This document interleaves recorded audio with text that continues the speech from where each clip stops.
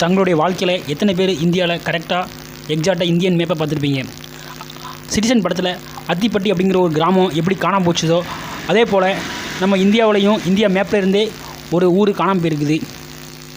India பார்த்திங்கன்னா நிறைய நாட்டோட அதிக அளவு நிலப்பரப்பை வந்து மற்ற நாடோட பார்டரை வந்து ஷேர் பண்ணியிருக்குது. ஆனால் குறைஞ்ச அளவு நிலப்பரப்பு கொண்ட ஒரு எல்கையை வச்சுக்கிட்டு மற்ற நாட்டோட பார்டர் வந்து ஷேர் பண்ணியிருக்குது. அது எந்த ஊர் எங்கே இருக்குது அப்படிங்கிறது நம்ம வந்து வீடியோக்குள்ளே போய் பார்க்க போகிறோம். அதுக்கு முன்னாடி சேனலை சப்ஸ்கிரைப் பண்ணுங்கள். அப்போ தான் இந்த உலகத்தில் எந்த மூலையில் எந்த மாதிரியான நிகழ்ச்சிகள் நடந்தாலும் உங்கள் கண்ணுனால் என்னால் 10 நிமிஷத்தை வந்து சேர்க்க முடியும். நான் உங்கள் வேணுங்க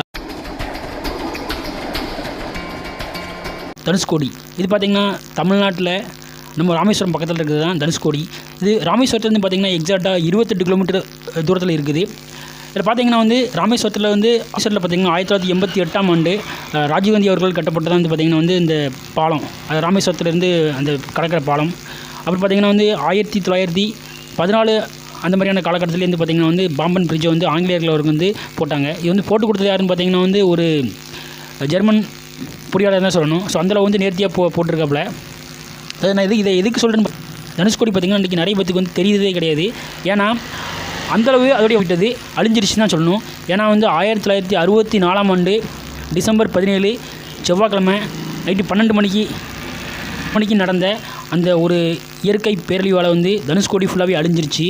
ஏன்னா அதுக்கு முன்னால் பார்த்திங்கன்னா வந்து அது வந்து ஒரு பெரிய செல்வ செழிப்பு நகரமாகவும் அதே போல் பார்த்திங்கன்னா ஒரு வணிக ஸ்தலமாகவும் இருந்துச்சு அப்படின்னு சொன்னால் அது மிகையாகாது.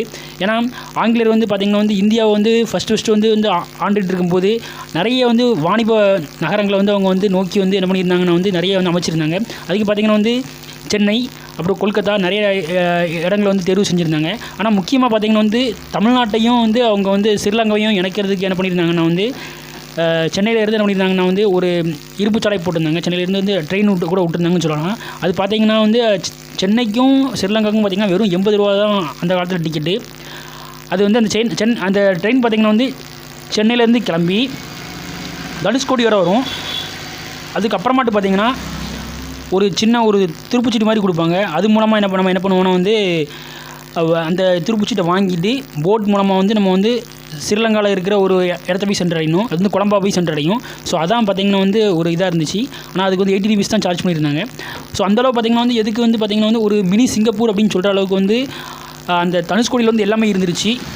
ஏன்னா பாஸ்போர்ட் ஆஃபீஸ், அதுக்கப்புறம் பார்த்திங்கன்னா ஒரு ஹார்பர், அதுக்கப்புறம் வந்து சர்ச்சு, ஸ்கூலு, எல்லாமே எவ்ரிதிங் எல்லாமே இருந்திருக்கு. நம்ம வந்து பார்க்க முடியுது. ஜவுளி கடையிலேருந்து எல்லாமே இருந்திருக்குது. ஆனால் பார்த்திங்கன்னா வந்து ஒரு சிறிய நாள் ஒரு நாள் அந்த இரவு ஏற்பட்ட அந்த ஒரு இதால் வந்து பார்த்திங்கன்னா வந்து ஒரு 1800 பேர் வந்து இறந்துருக்குறாங்க. அது வந்து எப்படின்னு பார்த்திங்கன்னா வந்து இந்த சுனாமி அப்படிங்கிறது பார்த்திங்கன்னா வந்து 2004 தான் கேள்விப்பட்டிருக்கிறோம். அதுக்கு முன்னாலே சுனாமி வந்திருக்குது. இதுக்கு ஒரு உதாரணம் சொல்லணும்னு பார்த்திங்கன்னா, அதாவது அன்றைக்கி நைட்டு பார்த்திங்கன்னா கணவன் மனைவி 2 பேர் என்ன பண்ணுறாங்கன்னா 1964 டிசம்பர் 17ஆம் ஆண்டு அந்த செவ்வாய்க்கிழமை நைட் போல் வந்து படுக்க போகிறாங்க. தூங்கைக்கு முன்னால் பார்த்திங்கன்னா வந்து எல்லாமே அப்நார்மலாக இருக்குது. ஏன்னா வந்து அந்த இயற்கை சீற்றங்கள், அந்த கடலுடைய கொந்தளிப்பு எல்லாமே அதிகமாக இருக்கனால வந்து அவங்க என்ன நினச்சிட்டாங்கன்னா இது வந்து ஒரு வழக்கமாக அவங்க வந்து மாதிரி அவங்க வாழ்க்கையில் பார்த்ததே கிடையாது. இது ஏதோ அப்நார்மலாக இருக்குது அப்படிங்கிறத உணர்ந்தாங்க. சரி, வேறு வழி இல்லாமல் போய் தூங்க போயிருந்தாங்க. பார்த்திங்கன்னா வந்து ஒரு பெரிய அலை ராஜசாலை வந்து என்ன பண்ணிச்சுன்னா வந்து அப்படியே வெளியே வந்து மொத்த தனுஷ்கோடியை வந்து சுருட்டி உள்ளே வாரி போட்டுருச்சு.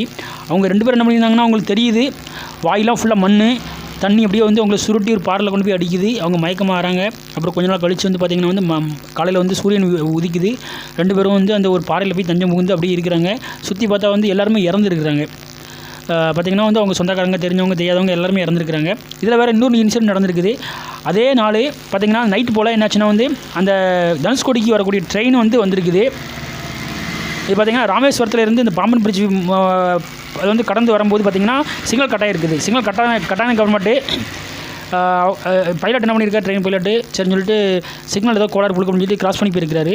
ஒரு 7 மீட்டரில் லென்த்தாக வந்த அந்த அளவு வந்து அப்படியே ட்ரெயினை வந்து சுருட்டி வாரி உள்ளத்துக்கு போட்டுருச்சு. அதில் ஒரு 200 பேர் இறந்துட்டாங்க.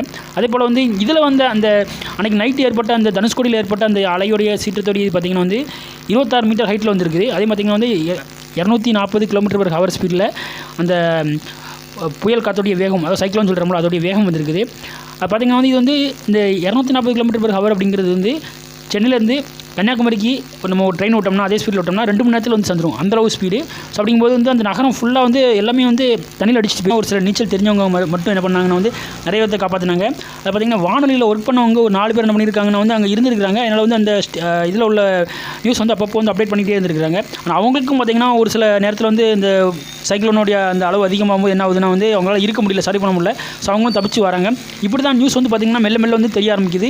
இந்த நேரத்தில் பார்த்திங்கன்னா வந்து ஜெமினி கணேசன் அப்புறம் ஆக்டர் சரோஜா தேவி இவங்க 2 பேரும் என்ன பண்ணியிருக்காங்கன்னா வந்து ஒரு ஷூட்டிங்கை வந்திருக்கிறாங்க. வந்து அந்த அன்றைக்கி நைட் தங்கக்கூடியவங்க. ஆனால் பார்த்திங்கன்னா வந்து ஒரு திரும்ப சென்னையிலேருந்து யாராவது கால் பண்ணியிருக்காங்க அப்படிங்கிற வண்டி அவங்க என்ன பண்ணியிருக்காங்கன்னா திரும்ப வந்து ரிப்பீட் வந்து சென்னைக்கு போகிறதுக்கு வந்து அங்கேருந்து கிளம்பி ராமேஸ்வரம் தான் போயிருக்காங்க. அதுக்குமே பார்த்திங்கன்னா அந்த மாதிரி நிகழ்ச்சி நடந்திருக்குது. ஸோ இந்த மாதிரி வந்து நடக்கும்போது என்ன இருக்குன்னா வந்து நிறைய பேர் வந்து இறந்துருக்குறாங்க. யார் இறந்தாங்க யார் இருந்தாங்க அப்படின்னு தெரியும். சைக்கிள் வந்து அதுக்கு காரணம். ஆனால் நம்ம ஒரு பக்கத்து ஊரில் இந்த மாதிரியான ஒரு நிகழ்ச்சி நடந்தது எத்தனை பேருக்கு இன்னும் தெரியும் தெரியல. இதில் பார்த்தீங்கன்னு வச்சுக்கோங்களேன், அதாவது இன்னும் வந்து இருந்துகிட்டு இருக்க ஒரு முனை இருக்குது பார்த்திங்கன்னா வந்து அரிசன் முனை அப்படிங்கிறாங்க. இது வந்து எங்கே இருக்குன்னா வந்து தனுஷ்கோடி லாஸ்ட் எண்டு போனோன்னு வச்சுக்கோங்களேன். இது வந்து ரெண்டு கொடி வந்து நட்டுருக்குறாங்க. ஒன்று வந்து இந்தியன் ஃப்ளாக், இன்னொன்று வந்து ஸ்ரீலங்கன் ஃப்ளாக். ரெண்டுமே பார்டர் தான். இது வந்து இந்தியாவோட பார்டரு. அது வந்து பார்த்திங்கன்னா ஆப்போசிட்டில் இருக்க வந்து ஸ்ரீலங்கனோட பார்டர். ஸோ இப்படி தான் வந்து இன்னும் இது பண்ணியிருக்காங்க. இன்னும் இப்போ வந்து இது முடிஞ்ச ஒரு 60-70 வருஷம் ஆயிடுச்சு. ஆனால் இன்னமும் பார்த்திங்கன்னா வந்து கவர்மெண்ட் வந்து சின்ன ரோடு போட்டுருக்காங்க. ஒரு 45 மீட்டர்ஸ் அளவில் தான் இருக்குது. அந்த ரோடு வந்து அதோட டெட் எண்டு. அதான் வந்து இந்த லாஸ்ட் லேண்ட் ஆஃப் இந்தியா அப்படிங்கிற மாதிரியா இருக்குது. ஸோ அதுக்கு மேலே வந்து கிழக்க வந்து கிடையாது. அதான் பார்டரு. இப்படி பார்க்க முடியுது. அதுக்கு பார்த்திங்கன்னா வந்து இதில் வந்து என்னென்னா வந்து ராமர் பாலமும் பக்கத்தில் இருக்குது. ஏன்னா வந்து நம்ம புராண கதையில் எடுத்துக்கிட்டிங்கன்னா வந்து நம்ம வந்து ராமாயணத்தில் பார்த்திங்கன்னா வந்து சீதையை வந்து ராவணன் வந்து என்ன பண்ணிடுவாருன்னா கடத்திட்டு போயிடுவார். அதுக்கப்புறமாட்டு என்ன பண்ணுவாங்கன்னா வந்து ஹனுமன் வந்து என்ன பண்ணுவார்னா ஹனுமனுடைய ஹெல்ப்பால் வந்து இவங்க வந்து சீதையை வந்து போய் மீட்டிட்டு வருவாங்க. ஆனால் இது எதுக்கு வந்து தனுஷ்கோடின்னு பேருந்துன்னு பார்த்திங்கன்னா வந்து ராமர் ஒரு வில்லை வந்து முதல்ல வந்து தேர்வு செய்து அதோட முனையை வந்து தனுஷனும் அதோடைய லாஸ்ட் பாயிண்ட் வந்து கோடினும் வச்சு அந்த அம்பை வந்து எய்வார். அந்த அம்பு வந்து ஒரு இடத்துல வந்து பாயிண்ட் ஆகும். அதான் பார்த்திங்கன்னா தனுஷ்கோடி. அதுக்கு தான் அப்படி தான் அதுக்கு வந்து பேர் இருந்ததாக சொல்லுவாங்க. ஆனால் இந்த ராமர் பாலத்தை வந்து பார்த்திங்கன்னா வந்து அதுக்கு முன்னால் வந்து என்ன சொல்லுவாங்கன்னா வந்து நிறைய பேர் வந்து இது வந்து இந்த உலகத்திலே வந்து முதலே தோன்றினது ஆதாம் ஏவாள் தான். ஸோ அவங்க கட்டின பாலம் தான் அப்படிம்பாங்க. ஸோ நிறைய வந்து பேச்சு வழக்கில் இருக்குது. இந்த ராமர் பாலமும் பக்கத்துலாம் இருக்குது. ஸோ இந்த மாதிரி வந்து நிறைய சிறப்பம்சங்களை கொண்ட நம்ம தனுஷ்கோடி நமக்கு பக்கத்துலாம் இருக்குது. ஸோ இந்த வீடியோ வந்து நிறைய இது ஷேர் பண்ணுங்கள். இந்த நிகழ்ச்சிகள் வந்து நிறைய பேருக்கு தெரியப்படுத்துங்க. தமிழருடைய தமிழருடைய பண்பாடு தமிழுடைய கலாச்சாரம்ங்கிறது வந்து ஒரு பெரிய தொன்று வரக்கூடியது. ஸோ நிறைய விஷயங்கள் வந்து எல்லாத்துக்கும் வந்து ஷேர் பண்ணுவோம். இதே போல் மற்றொரு வீடியோவில் உங்களுக்கு வந்து சந்திக்கும் முறை உங்களுக்கு வந்து உங்கள் நண்பன் வேலைங்க பாலசன். தேங்க்யூ. Heads of.